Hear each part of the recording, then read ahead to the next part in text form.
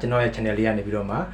Premiere Pro တို့နောက် Adobe After Effects တို့ Cinema 4D software အသုံးပြုပုံပြုနည်းလေးတွေကိုပုံမှန်တင်ပေးလျက်ရှိနေပါတယ်အဲ့လိုကနေမှကျွန်တော်လည်းအခုဒီကာလပိုင်းတွေမှာခရီးရိုက်ကူးရေးကိစ္စနဲ့ခရီးတွေသွားလာနေရတဲ့အတွက်ကြောင့်မလို့ဒီ software လေးတွေကိုဒီ software tutorial လေးတွေကိုတင်တဲ့နေရာမှာအနည်းငယ်ပြက်လက်သွားတာလေးတွေရှိပါတယ်အဲဒါကြောင့်ဒီနေ့ကနေစပြီးတော့ Premiere Pro နဲ့ပတ်သက်တဲ့ lesson လေးတွေကိုပြန်လည်ပြီးတော့တင်သွားပေးမှာဖြစ်ပါတယ်โอเคအဲ့တော့ဒီနေ့ဗီဒီယိုလေးမှာတော့ Adobe Premiere Pro မှာ effect တွေကိုဘယ်လိုအသုံးပြုမလဲဆိုတဲ့အကြောင်းအရာလေးနဲ့ပတ်သက်ပြီးတော့ပြောပြပေးသွားမှာဖြစ်ပါတယ်โอเคအဲ့တော့ Adobe Premiere Pro မှာ effect တွေကိုစိတ်ဝင်စားတဲ့သူတွေကကျွန်တော်နဲ့အတူတူ Adobe Premiere Pro software တွေကိုလိုက်ပြီးတော့ကြည့်ကြရအောင်အခုပြောပြပေးသွားမယ် Adobe Premiere Pro သင်ခန်းစာမှာကတော့ဘယ်လိုလုပ်မလဲဆိုတော့ကိုယ့်ရဲ့ရုပ်ပုံတွေဗီဒီယိုတွေကိုပေါ့နော် effect control ဆိုတဲ့ panel ထဲမှာဘယ်လိုမျိုးပြုပြင်ပြောင်းလဲမလဲအဓိကဘယ်လိုပြုပြင်ပြောင်းလဲမလဲဆိုတဲ့အပိုင်းမှာ position တို့ scale အရွယ်အစားကြီးသေး rotation စသဖြင့်ပေါ့နော်အဲ့ဒါလေးတွေကိုအဓိကထားပြီးတော့ဘယ်လိုလုပ်ရလဲဆိုတာလေးပြောပြသွားမှာဖြစ်ပါတယ် effect control စာလေးကတော့အခုလောဆယ်ဒီမှာဆိုရင်တော့ဒီ interface ပေါ်မှာမြင်နေရမယ်ပေါ့နော်တကယ်လို့သူမမြင်ရဘူးပျောက်နေတယ်ဆိုရင်လည်းဒီ window ထဲမှာ effect control စာလေးရှိပါတယ်အဲ့ဒါလေးကိုသွားပြီးရွေးလိုက်လို့ရပါတယ်အဲ့တော့ဒီ effect control ကဘယ်လိုမျိုးတွေအသုံးတည့်လဲဆိုတော့ကျွန်တော်တို့ရဲ့ video တစ်ခုဒါမှမဟုတ်ဒီမှာဆိုကျွန်တော်တို့ဒီမှာဓာတ်ပုံလေးတွေနဲ့လုပ်ပြမယ်ပေါ့နော်ဓာတ်ပုံလေးတွေကို photo slide show လိုမျိုးပဲဖြစ်ဖြစ်ပေါ့နော်ဒီရဲ့ဒီသားစုဓာတ်ပုံလေးတွေမိတ်ဆွေအပေါင်းအသင်းတွေနဲ့အမှတ်တရဓာတ်ပုံလေးတွေပဲဖြစ်ဖြစ်ပေါ့နော်အဲ့ဒါလေးတွေကိုလိုသလိုစိတ်ကြိုက်ရွယ်စားလေးတွေကိုကိုယ့်ရဲ့ video မြင်ကွင်းထဲမှာချိန်ဆဖို့ဆိုရင် effect control မှာရှိတဲ့ position တို့ scale တို့နော်အဲ့ဒါလေးတွေနဲ့ပြုပြင်ရပါမယ်အခုကျွန်တော်ဒီမှာဒီပုံလေးတစ်ပုံလေးကိုကျွန်တော်ဒီမှာဒီဘက်မှာထည့်ထားတဲ့ sequence တွေကိုတိုင်းတိုင်းပေါ်မှာတင်လိုက်မယ်တင်လိုက်မယ်ဆိုရင်ဓာတ်ပုံတွေကများသောအားဖြင့်သူ့ရဲ့ resolution size ကပေါ့နော်ဒီ video ရဲ့ resolution တက်ပို့ပြီးတော့ကြီးလေကြီးတာရှိတယ်ပေါ့နော်ဖုန်းနဲ့ရိုက်တဲ့အခါမှာသတိထားကြည့်ပါဗီဒီယိုတွေကများသောအားဖြင့်ခုနောက်ပိုင်းဖုန်းကင်မရာတွေကကောင်းလာတော့ဗီဒီယိုမှာ 2K တွေ 4K တွေရိုက်လို့ရတာတွေတော့ရှိတယ်ပေါ့နော်ဒါပေမဲ့ဓာတ်ပုံကပို့ပြီးတော့ resolution ပုံများပေးတာကိုတွေ့ရပါလိမ့်မယ်။မှာဗီဒီယိုက1900 1080ဆိုတဲ့ resolution ကိုပေးမယ်ဆိုရင်ဓာတ်ပုံတွေက3000ကျော်2000ကျော်အဲ့လိုမျိုးတွေပေးလို့ရှိပါတယ်။ဒါမှကျွန်တော်ဗီဒီယိုအနေနဲ့ကတော့ကျွန်တော် sequence မှာတော့1920 1080ကျွန်တော်တို့ဒါ online ပေါ်မှာလည်း social media ပေါ်မှာလည်းအလွယ်တကူတင်လို့ရတဲ့ format နဲ့ပဲဒီကောင်ကတော့လုပ်ထားတာပေါ့နော်။ဒါပေမဲ့ဒီဓာတ်ပုံက site ကကြီးနေတဲ့ကြောင့်မလို့ဘယ်လိုမျိုးတွေကြီးနေတာတွေ့ရလိမ့်မယ်ပေါ့နော်။အားလေးကျွန်တော်ကဘယ်လိုမျိုး adjust လုပ်လို့ရလဲဆိုတော့ဒီဓာတ်ပုံလေးကို select မှတ်လိုက်မယ် select မှတ်လိုက် effect control မှာ motion ဆိုတဲ့အောက်မှာမြင်နေရပြီပေါ့နော် motion ဆိုတဲ့အောက်မှာ position scale နောက် rotation ပေါ့နော်အဲ့ဒါအဓိကတော့အဲ့၃ခုပါပဲအဲ့၃ခုကိုကျွန်တော်ဒီမှာဆိုရင် position ဆိုတာအရှိရဟာကတော့ position က2မျိုးရှိနေတယ်အရှိမှာကဏ္ဍတစ်ခုနောက်မှာကဏ္ဍတစ်ခုကဏ္ဍနှစ်ခုပေါ့နော်အဲ့ကဏ္ဍနှစ်ခုကဘာကိုကိုစားပြုလဲဆိုတော့အရှိရကဏ္ဍက x coordinate ကိုကိုစားပြုပြီးတော့နောက်မှာမြင်ရတဲ့ကဏ္ဍကတော့ y coordinate ကိုကိုစားပြုပါတယ်ဟောဒီ image တွေဟာဆိုရင် xy coordinate ကိုကိုစားပြုပါတယ်ဘာကြောင့်လဲဆိုတော့ဝင်ရိုးတစ်ခုရှိတယ်ပေါ့နော်ဒါ downlight ကိုကြတော့ဒီလို image တစ်ခုမှာ video ပဲဖြစ်ဖြစ်ဓာတ်ပုံမှာပဲဖြစ်ဖြစ် downlight ကိုကျွန်တော်တို့ y axis y coordinate လို့ခေါ်ပြီးတော့အလျား light ကိုကြတော့ x coordinate ဆိုပြီးတော့သတ်မှတ်ပါတယ်အဲ့တော့ဒီမှာဆိုရင်အရှိမပြထားတဲ့ကဏ္ဍက x coordinate ရဲ့တန်ဖိုးဆိုတာကိုသိရမှာဖြစ်ပြီးတော့နောက်မှာပြထားတဲ့ကဏ္ဍက y coordinate downlight ရဲ့တန်ဖိုးဆိုတာကိုသိထားမှာဖြစ်ပါတယ်โอเคအဲ့တော့ဒီမှာဆိုကျွန်တော်တို့ဒီအရှိရဒီ960ဆိုတဲ့ကဏ္ဍလေးကိုဖိပြီးတော့ adjust လုပ်လိုက်မယ်ဘယ်ညာရွှေ့လိုက်မယ်ဆိုရင်သူ့ရဲ့တန်ဖိုးကဘယ်ဘက်ကိုရွှေ့မယ်ဆိုရင်တော့တန်ဖိုးကနည်းသွားမယ်ညာဘက်ကိုရွှေ့မယ်ဆိုရင်တော့သူ့ရဲ့တန်ဖိုးကများသွားမယ်ပေါ့နော်အဲ့တော့ဘာဖြစ်မလဲဆို x coordinate ရဲ့တန်ဖိုးဖြစ်တဲ့အတွက်ကြောင့်မလို့ x coordinate ဆိုတဲ့အတိုင်းပဲဘယ်နဲ့ညာပေါ့နော်ဒီဓာတ်ပုံကဘယ်နဲ့ညာကိုရွေ့ရှားသွားမယ်ဟိုသူ့တန်ဖိုးကိုနည်းလိုက်မယ်ဆိုရင်ဘယ်ဘက်ကိုရွေ့သွားမယ်သူ့ရဲ့တန်ဖိုးကိုများလိုက်မယ်ဆိုရင် x coordinate ကညာဘက်ကိုရွေ့သွားမယ်နော်စသဖြင့်ပေါ့နော်ကိုယ့်ကိုယ်လို adjust လုပ်ပြရပါတယ်ဓာတ်ပုံအဲ့တော့အပေါ်အောက်ကိုကျွန်တော်တို့ချိန်နေတယ်ရွေ့ရှားခြင်းနေဆိုရင်တော့သူနောက်မှာရှိတဲ့ y တန်ဖိုးလေးနဲ့ adjust လုပ်ကြည့်ပါတော့အဲ့ဒါဆိုရင်ကိုလိုချင်တဲ့လောက်ရပြီပေါ့နော်အဲ့တော့ဒီမှာဆိုရင်ဒီဓာတ်ပုံမှာဆိုရင်ဒီကဓာတ်ပုံကကြီးနေတယ်ကျွန်တော်တို့ video composition site က video ရဲ့ site ကသိနေတဲ့အတွက်ကြောင့်မလို့ဒီမှာတချို့အယုတ်တွေကပြတ်သွားတယ်ပေါ့အဲ့လေးတွေကိုဘာလို့မှရမလဲဆိုတော့ဓာတ်ပုံရဲ့ site ကိုနည်းနည်းသေးမှရမယ်သေးမယ်ဆိုရင်scale ဆိုတာလေးရှိပါတယ်scale ဆိုတာလေးကျွန်တော်သိရမှာဖြစ်ပါတယ်အဲ scale ဆို100လို့ပြထားတဲ့100ကို100ထက်နည်းလိုက်မယ်ဆိုရင်သူကတော့သေးသွားမှာ100ထက်ကြီးလိုက်မယ်ဆိုရင်တော့ကြီးသွားမှာပေါ့နော်အဲသဘောတရားလေးတွေတော့ရှိမှာဖြစ်ပါတယ်အဲတော့ကျွန်တော်သေးမယ်ဆိုရင်100လို့ပြောသေးလိုက်မယ်ပြီးတော့ရင်ရန်သေးလုံးမှဘာဖြစ်မလဲဆိုတော့ဘယ်က ဒီအမဲတွေပေါ်လာမှာပေါ့နော်ဘေးမှာရှိတဲ့ဒါလွတ်သွားတယ်ဓာတ်ပုံရဲ့ site ကဓာတ်ပုံရဲ့ site ဓာတ်ပုံရဲ့အနားပေါ့နော်ဓာတ်ပုံရဲ့အနားကဒီအထိပဲရှိတယ်သူရဲ့ site အရွယ်စားဒီအထိပဲရှိတယ်ဒီ line တွေပဲရှိတယ်အဲ့ line နဲ့ပုံမရှိတော့ကြောင့်မလို့သူကသေးလိုက်မယ်ဆိုရင်အမဲတွေပေါ်လာမှာပေါ့နော်သေးမယ်ဆိုရင်အဲ့တော့ကိုချိန်စကြည့်ရမယ်ကိုယ့်ရဲ့ video cropping ထဲမှာလည်းပုံအပြည့်ပါအောင်လိုလဲရအောင်ဆိုရင်ခုနဒီ scale ရဲ့ position လေးရဲ့အဲ့ဒီနဲ့ကိုချိန်စပြီးမှအဆင်ပြေအောင် adjust လုပ်ကမှာဖြစ်ပါတယ်ဒါဓာတ်ပုံလေးတွေကိုဘယ်လိုမျိုးလုပ်တာပေါ့အဲ့မှာတစ်ခု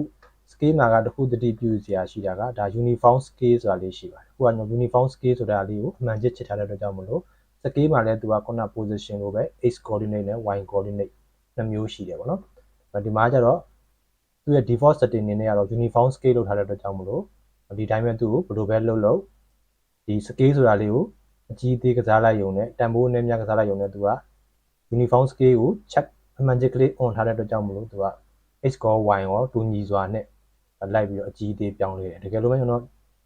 ့များကျွန်တော်တို့က uniform scale ဆိုတဲ့အမှန်ချစ်ကလေးကိုဖြုတ်လိုက်မယ်ဆိုရင်ဘာဖြစ်သွားပြီလဲဆိုတော့အဲ့မှာသူရဲ့ ratio ပြတ်သွားတယ် ratio ပြတ်သွားတဲ့အခါမှာဘာရှိလဲဆိုတော့အခုလိုမျိုးပေါ့နော်ဒီမှာဆိုရင်သူ့ရဲ့ဒါအမြင့်ဆိုတာကျွန်တော် position က y နဲ့အတူတူပါပဲ width ဆိုတာကတော့ဒီ position မှာဆိုတော့ x နဲ့အတူတူပါပဲအဲ့လိုမျိုးလေးတွေတော့ရှိပါတယ်အဲ့တော့ဒီမှာဆိုရင်ကျွန်တော်တို့ height က80ဖြစ်ပြီးတော့ width ဆိုတဲ့အကျယ်က100ဖြစ်နေတဲ့အတွက်ကြောင့်မို့လို့အခုလိုမျိုး ratio ပြတ်သွားတယ်ပုံကအရင်လိုမျိုးမျက်နှာတွေကပြက်ကားတွေဖြစ်သွားစေတယ်ပေါ့နော်အဲ့တော့ဒီမှာပို့ပြီးတော့ width ကိုပိုကျယ်လိုက်မယ်ဆိုရင်ဒီလိုမျိုးကြီးတွေဒါ ratio ပြတ်သွားတဲ့ခါကျတော့သူ့ရဲ့ငကိုဓာတ်ပုံရှိရင်းဆွဲ ratio size ကမမှန်တော့သေးလို့ရင်လည်းဒါပိန်ရှိမျောမျောလိုမျိုးတွေဖြစ်သွားတယ်ပေါ့နော်အားကြောင့်မို့လို့ဓာတ်ပုံတွေကိုယ့်ရဲ့ video တွေကို scale အကြီးသေးပြုပြင်မယ်ဆိုတော့တက်နိုင်သမျှ uniform scale နဲ့ပဲပြင်တာအကောင်းဆုံးပဲပေါ့နော် uniform scale နဲ့ပဲလုပ်ထားတာကောင်းပါတယ်ဒီအဲ့ဒါကတော့ scale ဖြစ်ပါတယ် scale ပြင်တော့တက်သိထားတင်တာကတော့ဗာလဲဆိုတော့ rotation ပေါ့နော် okay rotation မှာဆိုတော့ကျွန်တော်အခုလိုမျိုးပဲ rotation မှာကျတော့0အနေနဲ့ပြထားတယ်အဲ0ကဗာလဲဆိုတော့ degree ဖြစ်ပါတယ် rotation ဆိုတာလဲပတ်မှုဖြစ်တဲ့အတွက်ကြောင့်မို့သူက degree နဲ့ပေါ်ပြတယ်အဲ့တော့ဒီမှာဒါလေးကိုဖိပြီးတော့ adjust လုပ်လိုက်မယ်ဆိုရင်ဒါ rotation လည်သွားတယ်ကိုယ်ဘယ်လောက်ထိထားမလဲပေါ့ကိုယ့်ရဲ့ဓာတ်ပုံတို့မဟုတ် video ကို rotation ကိုဘယ်လောက်ထိထားမလဲဆိုတာကိုမှမူတည်ပြီးတော့ကိုက adjust လုပ်ပေးရမှာဖြစ်ပါတယ် okay အဲ့တော့ဒီမှာဆိုရင်ဒီကဏ္ဍလေးတွေကကျွန်တော်တို့အခုကဒါလက်နဲ့ mouse နဲ့ဖိပြီးတော့အဲ့လိုမျိုးလေးတွေဘယ်ညာရွှေ့မယ်ဆိုတော့ကိုယ့်အကိုဒါဘယ်လောက်မှထားမလဲဆိုတဲ့ဟာပေါ်မှာမူတည်ပြီးတော့ဒါ manual adjust လုပ်တာပေါ့နော်တကယ်လို့ကိုကကဏ္ဍတိကျနဲ့ရိုက်ထည့်မယ်ဆိုလည်းထည့်လို့ရပါတယ်ဥပမာအပြင်ဒီမှာဒီ5 degree ဆိုတဲ့ဟာကိုကျွန်တော်90 degree ရိုက်ထည့်ခြင်းနဲ့ဆိုရင်ဒီကောင်လေးကို play တစ်ချက်နှိပ်လိုက်ပါဒါဆိုရင်စာရိုက်လို့ရမယ် selection လေးပေါ်လာပါလိမ့်မယ်အဲဒါ keyboard ကနေမှလို့ဆိုရင်90လို့ရိုက်လိုက်မယ်ပြင် enter နှိပ်လိုက်မယ်ဆိုရင်ဒါဆိုရင်90 degree တိကျလည်ပြီးသွားတာဖြစ်ပါတယ်အဲ့တော့မူကတိုင်းပြန်ထားမယ်ဆိုရင်အဲ့လိုပဲ play တစ်ချက်နှိပ်မယ်ပြင်0 keyboard ကနေရိုက်ထည့်ပြီးတော့ enter နှိပ်လိုက်မယ်ဆိုရင်မူကတိုင်းပဲဖြစ်သွားမှာဖြစ်ပါတယ်အပေါ်က position တို့scale တို့ rotation တို့လည်းဒီတိုင်းပါပဲကျွန်တော်ကခဏတိကျနဲ့ရိုက်ချင်တယ်ဆိုရင်ခဏတိကျနဲ့ keyboard ကနေရိုက်ထည့်ပြီးတော့ရပါတယ်အဲ့တော့ဒီ position လေးတွေကခုလိုဓာတ်ပုံလေးတွေကိုကျွန်တော်ဘယ်လိုမျိုးလုပ်လို့ရလဲဆိုတော့ကိုလိုသလိုအကြီးအသေးเนาะဘယ်ညာရွေးရှားမှုအဲ့ကိုယ့်ရဲ့ video လေးတွေကိုထည့်ပြီးတော့မှဒါနေရာချလို့ရပါတယ်ပြီးတော့အဓိကကျွန်တော်ဘာလုပ်လို့ရလဲဆိုတော့သူ့ကိုလှုပ်ရှားဖို့လိုတယ်ပေါ့နော်လှုပ်ရှားခြင်းနဲ့ဥပမာအဖြစ်ပေါ့နော်ဒီ position လေးကဒီလိုဖြည်းဖြည်းချင်းရွေ့လာတာမျိုးရွေ့နေတာမျိုးပေါ့နော်ဒါမှမဟုတ်ဒီ rotation လေးကဖြည်းဖြည်းချင်းလဲနေတာမျိုးပေါ့ဆရာဖြည်းဖြည်းချင်းလဲနေတာမျိုး animation လေးတွေလုပ်ဖို့လိုအပ်ပါတယ်အဲ့လေးတွေကတော့ဒါ key frame ဆိုတဲ့ဟာမျိုးတွေနဲ့လုပ်ရမှာဖြစ်ပါတယ်အဲ key frame သင်ခန်းစာကိုတော့ကျွန်တော်တို့နောက်ဗီဒီယိုရင်းကြရထပ်ပြီးတော့ပြောပြပေးတော့မှာဖြစ်ပါတယ်ဒီသင်ခန်းစာမှာကတော့အဓိကဒီဓာတ်ပုံလေးတွေခုနဒီ motion တို့ position တို့ scale တို့ rotation တို့ပေါ့နော်စသဖြင့်အဲဒီဓာတ်ပုံလေးတွေကိုဒီ motion အောက်မှာရှိတဲ့ position scale rotation စသဖြင့်ပေါ့နော်အားလေးတွေနဲ့ဘယ်လိုမျိုးပြင်ပြောင်းလဲလို့ရတယ်လဲဆိုတာကိုအဓိကထားပြီးပြောပြပေးသွားခြင်းဖြစ်ပါတယ်ပြီးအဲ့တော့တခြားတော့ဓာတ်ပုံလေးတွေလည်းအဲ့လိုမျိုးပဲကျွန်တော်တို့ပြင်လို့ရပါတယ်ဒီမှာတစ်ခုအရေးကြီးတာကဘာလဲဆိုတော့ effect control ဆိုတာအခုချိန်မှာကျွန်တော်တို့နောက်ထပ်ဓာတ်ပုံတစ်ပုံထည့်လိုက်တယ်ဒီပုံလေးပေါ့အခုမြင်ရတဲ့ပုံလေးပေါ့နော်ဒါပေမဲ့ဒီချိန်မှာကျွန်တော်တို့က effect control မှာသွားပြီးကဏ္ဍတွေပြောင်းနေမယ်ဆိုရင်လက်ရှိကျွန်တော်တို့မြင်နေရတဲ့ပုံကပြောင်းလဲသွားမှာမဟုတ်ပါဘူး။ဘာကြောင့်လဲဆိုတော့အခုမြင်နေရတဲ့ဒီ effect control အောက်က data တွေကကျွန်တော်တို့ပထမဒီမှာ select ဖြစ်နေတဲ့ဒီအရှိရပုံရဲ့ data တွေဖြစ်ပါတယ်။အဲ့ဒါတွေကဒါမျိုးပြောင်းလဲနေတာဖြစ်ပါတယ်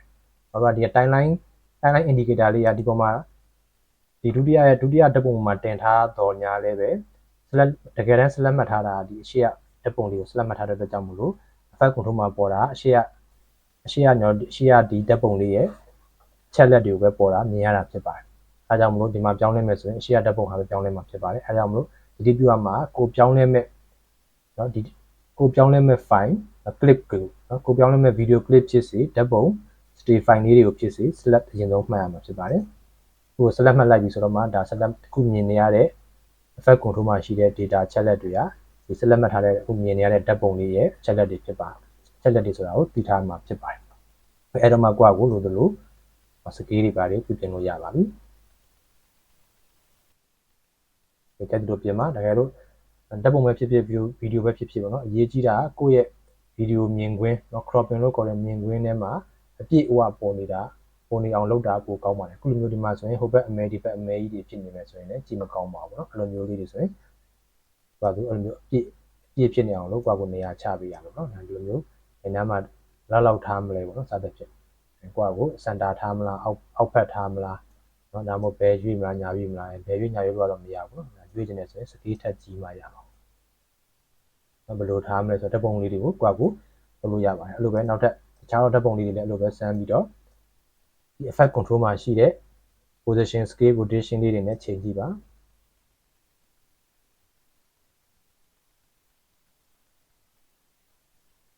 rotation ဆိုရင်ဒါလဲတာဖြစ်ပါတယ်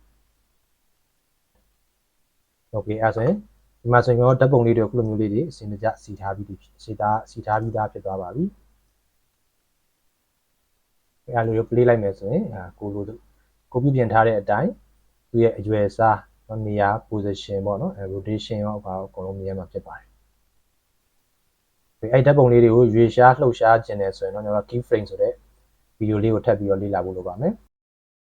okay အခုဆိုရင်တော့ Adobe Premiere Pro software ထဲမှာ effect တွေကိုဘယ်လိုအသုံးပြုရလဲဆိုတဲ့အကြောင်းအရာနဲ့ပတ်သက်ပြီးတော့အားလုံးရှင်းလင်းလွယ်ကူသွားပြီလို့ထင်ပါတယ်ဒီသင်ခန်းစာနဲ့ပတ်သက်ပြီးတော့မရှင်းလင်းတာဖြစ်စေမေးမြန်းချင်တာရှိလို့ပဲဖြစ်စေတခြားသောအကြံပြုဆွေးနွေးချင်တာရှိလို့ပဲဖြစ်စေဒီဗီဒီယိုရဲ့အောက်က comment လေးတွေမှာဝင်ရောက်ရေးပေးခဲ့ဖို့လည်းဖိတ်ခေါ်ပါတယ် okay ဒီနေ့ဗီဒီယိုလေးတော့ဒီလောက်နဲ့ပဲဆုံးသက်လိုက်ပါမယ်နောက်နေ့ဗီဒီယိုတွေကြမှာထပ်မံပြီးဆုံတွေ့ကြမယ်